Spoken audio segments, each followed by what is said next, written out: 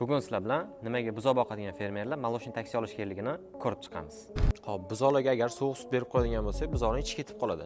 Buning uchun nima qilishimiz kerak? Buzoqning sutini isitib berishimiz kerak. Молочный taksi xuddi shu funksiyani bajara berishi mumkin. Ya'ni sutni kerakli darajada isitib beradi. Keyin shu sutni tarqatib bo'lgunizcha bu kerakli darajada me'yorda o'sha berib turadi.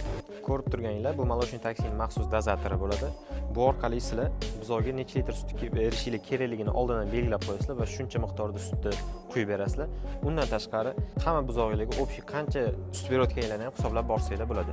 Xo'p, bu молочный taksimizni bundan tashqari zitsem tayyorlashda ham ishlatsanglar bo'ladi. Eng qiziq joyi bu молочный taksimiz 220 voltda ishlaydi.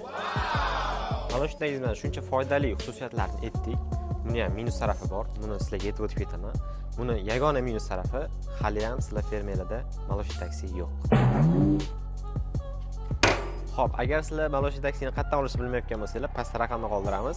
Shu raqamga qo'ng'iroq qilib, bemalol narxi va yana qo'shimcha ma'lumotlarni olsanglar bo'ladi.